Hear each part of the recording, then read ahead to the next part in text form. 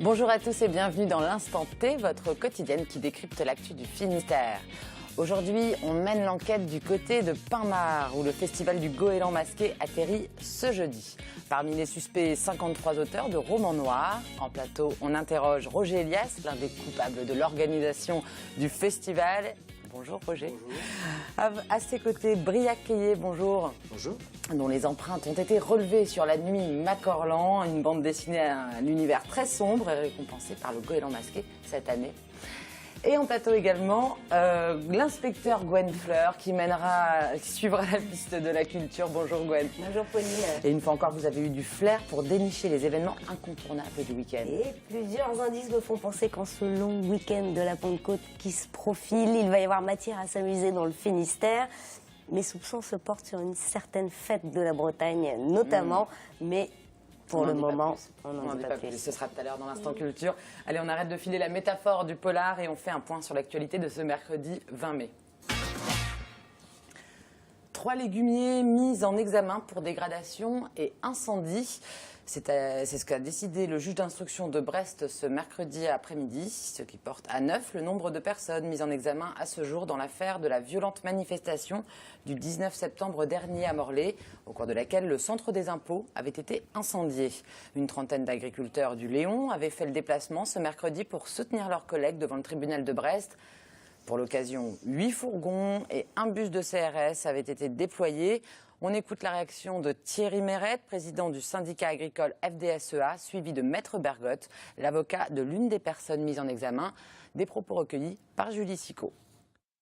Ils sont en train de stigmatiser et de faire peur non seulement aux ceux qui sont prévenus, mais également à leurs familles. S'ils veulent véritablement apaiser les choses, qu'ils continuent à faire leurs investigations, qu'ils auditionnent les gens. Moi, je demande à ce qu'ils changent de méthode. Ce ne sont pas ces gens-là qui sont concernés par ces faits.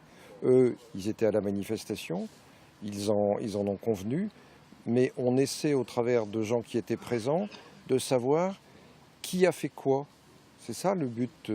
C'est un peu une pression qui est faite sur eux pour les obliger à parler. Piqûre de rappel aux automobilistes quimpérois. Il est interdit de stationner dans le centre-ville piétonnier. Depuis un an, cette restriction semble être passée aux oubliettes. Mais devant la recrudescence de véhicules dans les rues piétonnes, la mairie a décidé d'agir. On regarde le reportage de Camille Pochet. Il sillonne les rues quimpéroises depuis ce lundi en distribuant des flyers. Objectif, rappeler aux automobilistes qu'ils ne sont pas censés stationner dans le centre-ville piétonnier. Tout le monde est d'accord et c'est bien, c'est une très bonne chose, hein, malgré que beaucoup de gens comme moi savent qu'il ne faut pas se garer et qu'ils le font quand même, pas vu, pas pris. De plus en plus de véhicules stationnent dans le centre-ville piétonnier depuis que la mairie a décidé de garantir la gratuité du stationnement à partir de 17 h autour du centre de Quimper. La municipalité tente de faire comprendre que le centre-ville doit rester piétonnier. On va simplement prendre des mesures correctrices par rapport à des décisions qu'on a prises l'année dernière pour retrouver une certaine attractivité de l'hypercentre-ville et permettre une accessibilité un peu plus grande. C'est-à-dire que l'année dernière, on a offert la possibilité aux automobilistes de stationner gratuitement à partir de 17 h sur le quartier centre-ville en zone payante, initialement payante jusqu'à 18h30, et ouvert à la circulation entre 7 h et 9 h la rue du Roi-Gradelon et la rue Élie-Fréron pour que les automobilistes puissent traverser le centre-ville facilement. Et on se doutait, lorsque l'on a pris ces décisions-là, qu'il y aurait des effets pervers. Et on le constate aujourd'hui, il y a des voitures qui stationnent dans l'hyper-centre-ville, sur le quartier piétonnier, un petit peu trop largement. Les commerçants ont alerté la mairie car des voitures stationnent le soir devant leur vitrine. Le stationnement en centre-ville, dans les rues piétonnes, en fait, n'est pas possible, à moins de rentrer dans la zone et de se mettre sur des places matérialisées. Donc ce que les gens n'ont pas bien intégré, donc peut-être qu'il faudrait recadrer la réglementation à ce niveau-là. Et ce que demandent les vitrines, en fait, c'est la création de places matérialisées, de manière à ce que les gens puissent se garer 20 minutes sur ces places-là, comme c'était autrefois. Attention à ne pas laisser vos véhicules dans des zones piétonnes du centre-ville de Quimper. À partir du lundi 1er juin, les agents municipaux reviennent sur le terrain et ne se contenteront pas de laisser des flyers sur les pare-brises. Un groupe de jeunes entrepreneurs finistériens a inventé un tapis d'éveil interactif. Une idée qui a remporté le premier prix du dernier Startup Weekend de Brest. Pour l'instant, le projet est encore en phase de développement, mais ses créateurs ne manquent pas d'ambition et Julie Sicot les a rencontrés. La consigne est simple, il faut sauver la poule. Et pour cela, il faut appuyer sur les bons personnages disséminés sur ce tapis d'éveil. Après les objets connectés pour adultes, les enfants ne seront pas en reste. Pour l'instant, l'objet n'en est encore qu'au stade de prototype. Mais son créateur, un jeune étudiant, souhaite concrétiser son idée et la commercialiser dès l'an prochain. L'objectif, c'est vraiment d'aller plus loin dans le développement du prototype. On est en train d'adapter une version pour tablette qui va être directement connectée avec le tapis, avec une application qui s'y rapportera. Donc on a déjà des contacts avec déjà le monde professionnel de la santé pour vraiment créer un produit qui soit adapté aux besoins des enfants. À côté de ce projet, Baptiste est étudiant en école d'ingénieur. En février, il propose cette idée au Startup Weekend à Brest et bingo, il remporte le premier prix. Mais on ne s'improvise pas chef d'entreprise. Anne-Claire, commerciale, a rejoint l'aventure et elle ne fait pas que tester le produit. Je vais plutôt être en charge de tout ce qui est notamment, vu que c'est mon métier de la communication, marketing, un peu plus savoir comment mettre en vente ce produit. Aujourd'hui, toute l'équipe finalise le projet, un challenge pour cet étudiant. Dans quelques temps, il devra aussi trouver des fonds, car à côté des lignes de code, les étapes pour créer une entreprise sont nombreuses. J'ai toujours été motivé par le défi, le challenge, et là, il est de taille, donc c'est pour moi une grosse motivation pour aller à relever en fait. Un défi qui pourrait, si tout se passe bien, se transformer en véritable poule aux œufs d'or. Il ne s'arrête jamais. Au seuil de ses 85 ans, Francis Carré déborde d'énergie. En plus d'animer tous les bals musettes de la région de Loudéac dans les Côtes-d'Armor, il bricole à longueur de journée. Au cours de sa carrière des plus prolifiques, il a déposé une trentaine de brevets techniques. Portrait d'un personnage hors du commun avec Anne Burlot. La vie de Francis est rythmée autour de ses deux passions, l'accordéon et les inventions. En un peu plus d'un demi-siècle, il a déposé une trentaine de brevets pour des machines agricoles et des engins de travaux publics. Des créations récompensées à de multiples reprises dans les salons internationaux. Alors là, tu vois, tu regardes les photos, je suis à la présentation à Bruxelles, tu vois. C'est avec la machine à faire les tranchées qu'il a été révélé. Le cabinet de brevets Paris m'a dit c'est pas mal votre truc là, vous voulez pas faire le salon mondial des inventaires à Bruxelles? Je dis vous voyez monter avec mon tracteur à Bruxelles? Non, il me dit faites une maquette. Et je suis revenu avec la médaille d'or et félicitations du jury. Un palmarès qui fait la fierté de la famille Carré. Le fiston, au boulot. C'est lui qui conduit la machine. Le fils. Le Loudéacien de 84 ans est, semble-t-il, né avec un tournevis. Tout gosse. Et puis toujours recherché à faire des montages, à faire créer quoi. Sa dernière trouvaille, la voici. Une nettoyeuse de bordure de trottoir qu'il vient tout juste de finaliser. C'est un employé communal de Loudéac qui m'avait dit « Tu peux pas nous inventer une machine ?» parce qu'on a essayé plusieurs matériels et puis ça ne nous convient pas tellement. Alors c'est pour ça que je me suis penché sur le problème, quoi. Dans sa caverne d'Ali Baba, Francis béchonne tous ses bébés mécaniques. C'est ici qu'il a donné naissance à la plupart de ses découvertes. L'invention, c'est 10% d'imagination, comme disait M. Edison, et 90% de transpiration pour les mises au point. La planteuse de pommes de terre, j'ai été 6 ans à chercher. Les meilleures idées viennent vers 4 heures du matin. À la manière d'un jeu trouve-tout ou d'un doc, cet ancien agriculteur continue de chercher, de jour comme de nuit. Il travaille actuellement sur une nouvelle machine, mais on n'en saura pas plus. C'est secret. Et on revient dans le Finistère pour parler du festival du Goéland masqué. Ce festival de la littérature noire démarre dès ce jeudi à Pinmar et dure jusqu'à dimanche. Cette 15e édition réunit encore une fois un beau plateau d'auteurs venus de toute l'Europe. Parmi eux, le costarmoricain Briac Quillet qui signe les dessins de La Nuit Macorlan, une bande dessinée coécrite avec le Brestois Arnaud Le Gouefflec. Roger Elias, vous coordonnez le Goéland masqué depuis ses origines. Et cette année, le festival récompense la BD de Briac. Pourquoi? Qu'est-ce qui vous a subjugué dans son travail? C'est d'abord une extraordinaire création et je crois que le mot traduit bien l'impression qu'on a eue dans le jury. C'est-à-dire qu'il y a une histoire, un scénario écrit par donc le complice Arnaud, qui s'est totalement imprégné de l'esprit de Macorlan et qui a réussi d'une façon absolument étonnante à recréer son univers.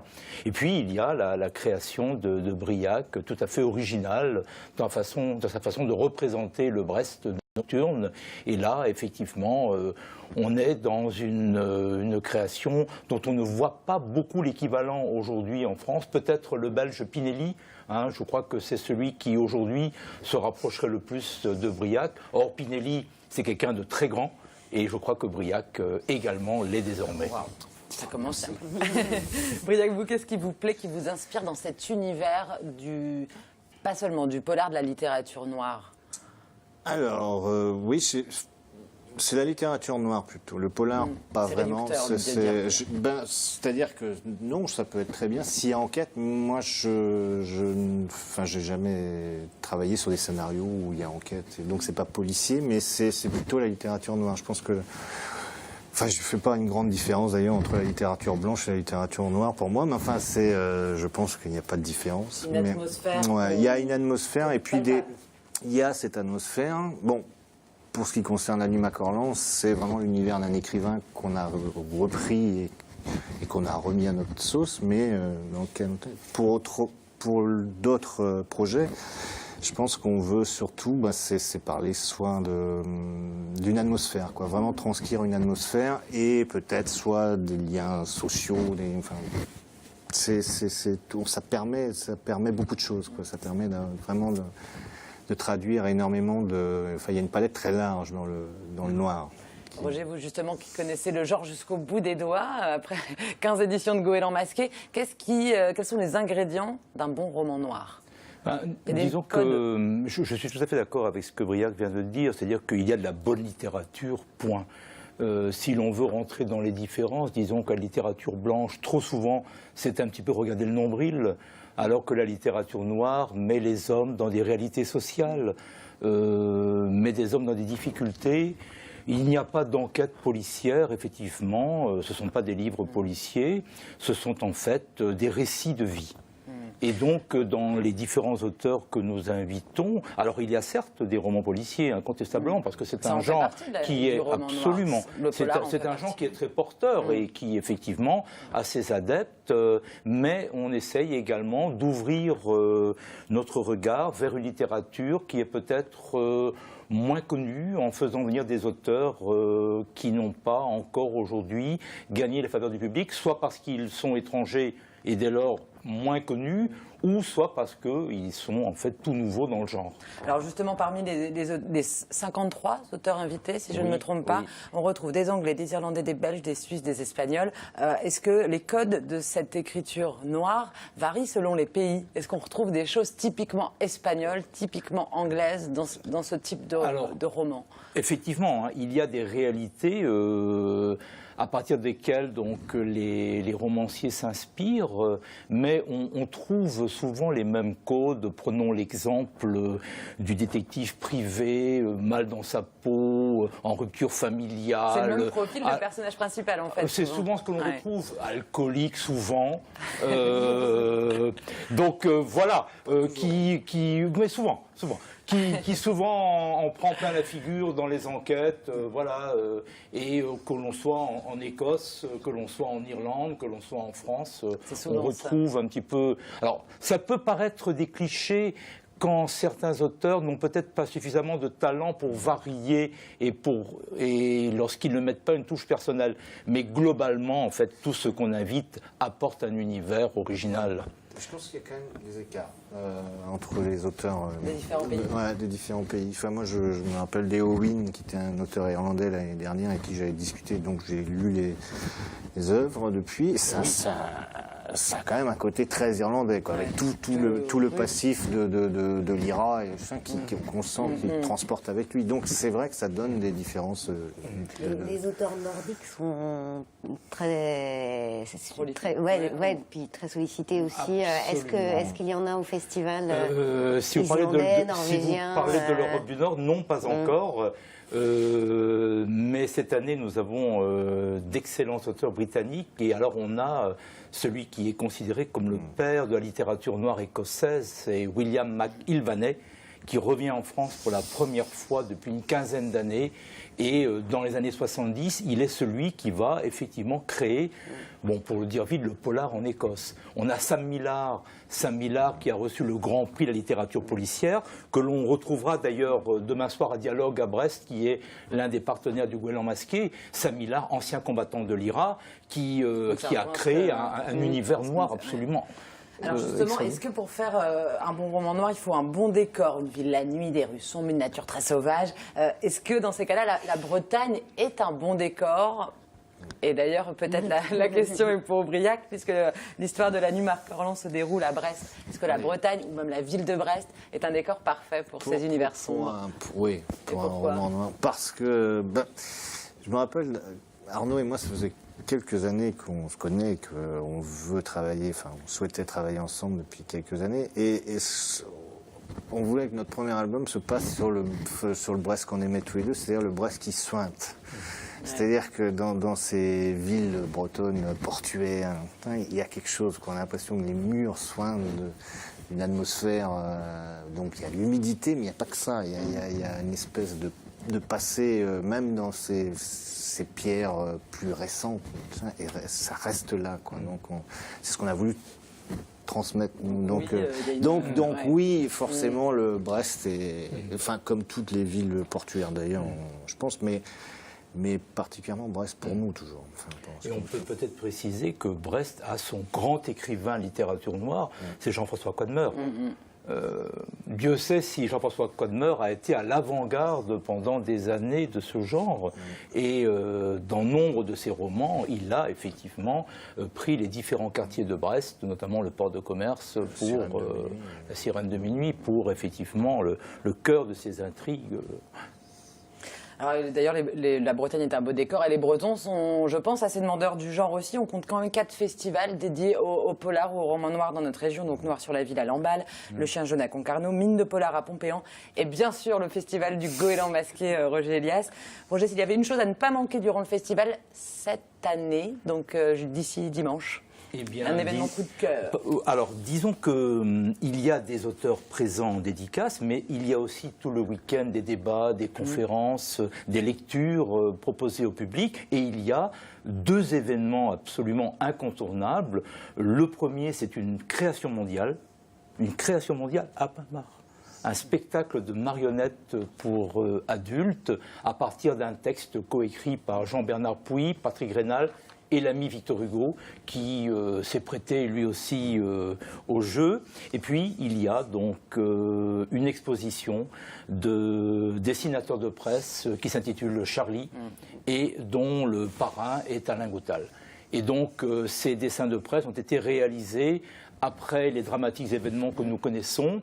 Et durant tout le week-end, près de 80 dessins seront proposés au public. Et parmi les œuvres, des œuvres de Pétillon, Florence Estac, Gilda Chasseboeuf, donc vraiment des auteurs de grande qualité. Je rajoute lecture sur un chalutier, c'est dimanche à 10h30 à Saint-Guénolé, ça peut être aussi très original. Absolument. Aubryhac, vous de votre côté, vous exposez durant tout le festival 12 planches de la nuit Macorlan dans la salle Cap-Caval à Pinmar.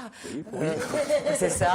Oui. Et vous dédicacez aussi à Saint-Guénolé à 11h au comptoir de la mer. Ce sera ce samedi. Voilà. Oui, il faut. Les grands rendez-vous avec Aubryhac. Voilà. Toutes les infos de toute façon sur le festival sont sur goélandmasqué.fr. Alors j'ai envie de dire, ne cherchez pas d'alibi et rendez-vous ce week-end à Pinmar pour le Goéland masqué. Merci beaucoup messieurs, tout de suite. On passe à l'instant culture. Et Gwen, la fête de la Bretagne bat son plein. Oui, Pauline a entamé le week-end dernier. Elle se poursuit jusqu'à dimanche partout en Bretagne. Sur le Finistère, une trentaine d'événements sont estampillés Fête de la Bretagne. Je ne sais pas si le Goéland masqué l'est, mais donc impossible d'être exhaustif. On peut néanmoins citer la Vie en Reuse à Douarnenez, 3 jours de fiesta cuivrée du vendredi 22 au dimanche 24 mai avec fanfare, art de rue et musique bretonne. Et puis à Guy, Villers, près de Brest, Astropolis fête la Bretagne au fort de Pinfeld. C'est dimanche 24 mai avec des animations familiales comme le Mix and Bull. C'est un tournoi de pétanque sur fond de musique électro ou la boom pour les hauts. Ça a l'air de séduire Briac apparemment. Côté musique, on passera de la pop légère de Lady Like Lily à l'ambiance traditionnelle du bagad bro landernais. Et pour ceux qui aiment ces ambiances traditionnelles bretonnes, justement direction Plouvorne, en Pays Léonard, pour la 3e édition de Goël Broléon, dimanche 24 mai, à l'affiche des cercles celtiques, des bagadous, dont celui de Landbiway, ou encore le groupe de folk rock irlandais The Moorings. Ambiance celtique alors.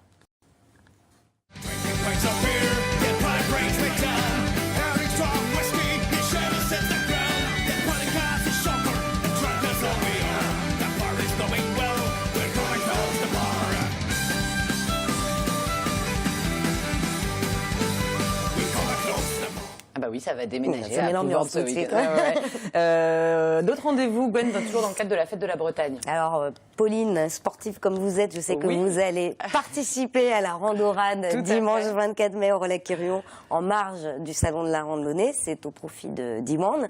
Et mais pour ceux qui préfèrent une balade un peu plus tranquille, il ne faut pas manquer la transhumance. C'est dimanche également, au départ de Cizin, pour suivre les moutons en direction des pâturages du Ménézum. Et puis, samedi et dimanche, c'est la 25e édition du Forum de Ploudaniel, traditionnelle fête des terroirs d'ici et d'ailleurs. Et à cette occasion, une soirée de gala est organisée le samedi au profit de l'association Un rêve, un sourire, qui réalise les rêves d'enfants malades, avec sur scène le duo Cassandre, révélé par l'émission de télé-réalité X Factor. Et donc pour rester dans la musique, on rappelle que le festival Les Petites Folies en Pays d'Iroise se poursuit jusqu'à dimanche. En effet, rendez-vous à l'Ampoule Ploirzel pour 2 jours de concert. À l'affiche samedi, Sins Emilia, Lou et Placido ou Colin Chloé. Et dimanche, retrouvailles avec le Brestois de l'étape, Miosek, qui continue de fêter sur scène ses 20 ans dans la chanson. Et juste pour le plaisir, on l'écoute. La vie, elle a passé et on l'a comme pas bien vu. Les années ont filé beaucoup plus vite que prévu. C'est pas fini, on vient à peine de commencer. C'est pas fini, on peut encore se retourner. C'est pas fini, on peut encore se raccrocher à la poésie.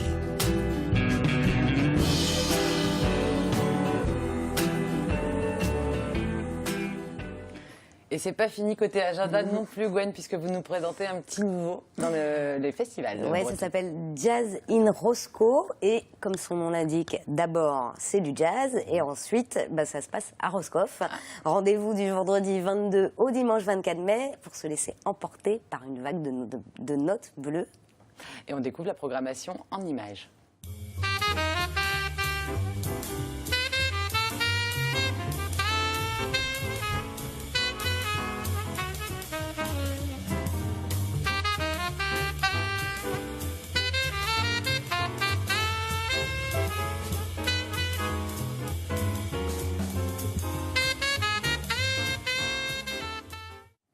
Et du jazz, on passe aux musiques contemporaines et expérimentales avec le festival Sonic à Quimper. Ouais. En effet, le festival Sonic propose jusqu'à samedi de faire dialoguer musique savante et populaire, invention sonore et exploration traditionnelle. Alors parmi les spectacles programmés, on peut citer la symphonie pour smartphone ce jeudi 21 mai, original en effet, ou encore Sensitive Explosion. Alors, je ne sais pas si je le prononce bien, mais en tout cas, c'est une performance de design culinaire mijotée par Vivien Trelka aux platines, Delphine Huguet au fourneau et Pascaline Aumont à la vidéo. C'est à déguster samedi 23 mai à la MPT de Pénars à Quimper. C'est étonnant. Oui, ça a l'air étonnant. Et dans un registre un peu plus populaire, par contre, un défilé de chars à dimanche et lundi, c'est à Sker. C'est la traditionnelle cavalcade qui se tient tous les 2 ans à la Pentecôte. C'est tout bonnement le carnaval, avec effectivement, Pauline, quelques 23 chars, 7 fanfares et 1500 carnavaliers. C'est festif et coloré.